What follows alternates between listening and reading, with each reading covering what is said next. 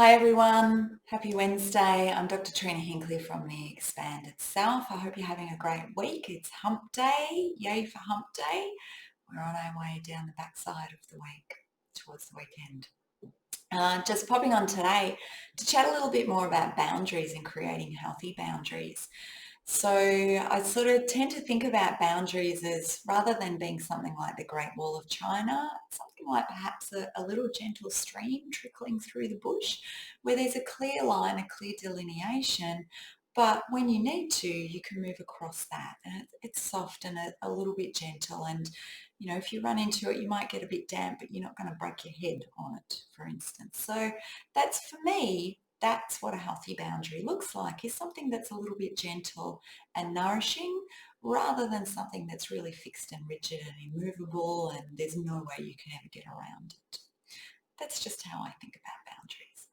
You might have a different image or you might have a different way of feeling into them. So I just wanted to talk today about a few things that you can do to make sure your foundations for your boundaries are really healthy and really supportive as they can be. So the first one of those, and I guess before I launch into that, I guess I think about this in terms of a metaphor that I've used for a long time, building a crane. If we make the foundation of the crane really solid and firm and then attach the crane to it with, really big, appropriate, huge concrete bolts, when we put a load on that crane's going to be able to withstand it. It's going to stay firmly rooted in that foundation. So when we're creating boundaries, I think in a similar way, we need to have the foundation really right. And I'll talk through some of those things right now. So the first one is to really know what your rights are. Now these are your legal rights, but they're also your personal rights. And these are things such as your right to say no, your right to have your needs met, your right to be respected and not discriminated against for any reason. So know what those rights are and what's really important to you in those rights, because they do vary from person to person and between contexts.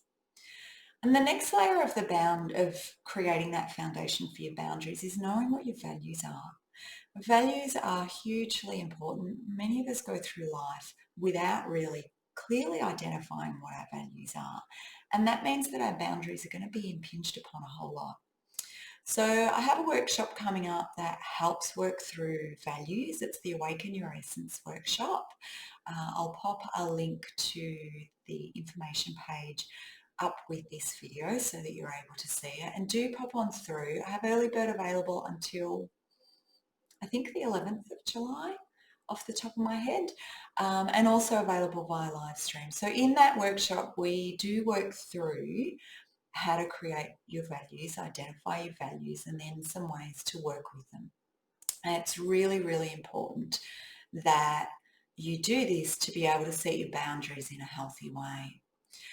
The next part of creating your foundation is to use your sense of privacy. What is okay for you to be shared with other people? So this will help guide you about what you personally share with somebody else, but it'll also help put in place some little boundaries around, well, what is it okay for somebody else to share with a third party? So just think about that when you're sharing. There's some people you will trust more than others, and so you'll share more private and personal and sensitive information with those people than you would perhaps with your boss or a work colleague or somebody you've just met at a social function, for instance. So just think about really clearly identifying what are you comfortable with having the whole world knowing versus having just a few select people know. And that will give you a bit of an idea of where your boundary lies in terms of sharing personal information. And then the final point on creating this really solid foundation for your boundaries is to check in with your body and how your body feels. And if you just take a moment, sit, close your eyes, come into your body and feel what's important. Maybe it comes to you as an image, maybe it comes to you as a feeling, maybe you hear some words around it, whatever your primary sense of experiencing is. Experience what your body is telling you. and listen to that, because often we ignore that. It's a really great way, if you're not sure, ask your body, if I take this course of action, how does that feel? Versus if I take this course of action, how does that feel? And if both of them feel like crap, maybe there's a third option you haven't thought of yet. So allow some time to feel into that a little bit more. So they're kind of the 4 foundation things. Know what your rights are, know your values, be really clear on your values, be clear on what your sense of privacy is, and check in with your body. They're the 4 things that I feel are really important for building that foundation for your boundaries. Then when you're starting to create your boundaries, so I ran through on Monday some things that were important for you to consider and think about. So here are some steps that you can go through to actually create those boundaries. So start by thinking about who's affected. Who do you need to put a boundary in place with? There's always going to be at least one other person involved. Sometimes there will be multiple people involved. What's your relationship with them? How do you communicate with them? How much do you trust them? How much of yourself can you share with them? What are you comfortable in? What are you comfortable in experiencing with them? Think about what the boundary actually is and be really, really clear on that. So for instance, if you're in a work situation, perhaps somebody in your workplace is commenting in a way that's sexually explicit that you're really not comfortable with. And this is certainly the case in many workplaces. I've experienced it in previous workplaces, and I've seen it certainly when I was involved in the motorcycle industry. There was plenty of sexual innuendo around in that kind of a context. So just think about what you're comfortable with and how you might share that boundary with a colleague or a supervisor or somebody who reports to you. What do you need to say?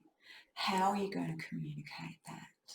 Ideally, that would be face-to-face, so you can have open and honest conversation, but you may not be comfortable with that. You may need to resort to another medium like email. And make sure you use I statements. I talked a little bit about those on Monday, so check in with that video if you need some ideas around that. But also, it's okay to ask for support. So if you decide to have a face-to-face conversation with the person, it's okay to ask for a colleague or a supervisor or somebody from the human resources or people and culture team to come and support you in that conversation.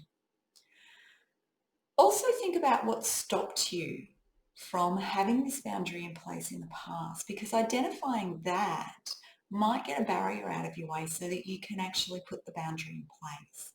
Are you feeling guilty? Are you feeling ashamed for some reason? Are you feeling inadequate or unworthy for some reason? Think about what are the things that are stopping you from having that boundary in place in the first place. Are you a people pleaser? Or is there something else going on? And if you can identify that, and you might need some support to identify that because these can sometimes be deeper seated things, then that's going to help you in your communication and valuing yourself. And how do you want to communicate? So I touched a little bit on this before in the who is affected and what is the boundary, but how do you really want to communicate? What do you actually want to say? What is it that's important for you to get across? And what will you do if they continue to overstep your boundaries? Sometimes people need to hear a boundary several times before they're actually able to respect it and support it. I'm not condoning it, I'm not saying it's okay, but that is the reality of the situation. Sometimes it's hard for people to hear other people's boundaries. So how are you going to continue to reinforce your boundary if it's not respected wholly the first time? Do you need to, if it's in the workplace situation, do you need to escalate it? Do you need additional support? Do you need to just state it again? Do you need to try another method of communication? Just think about what your options are.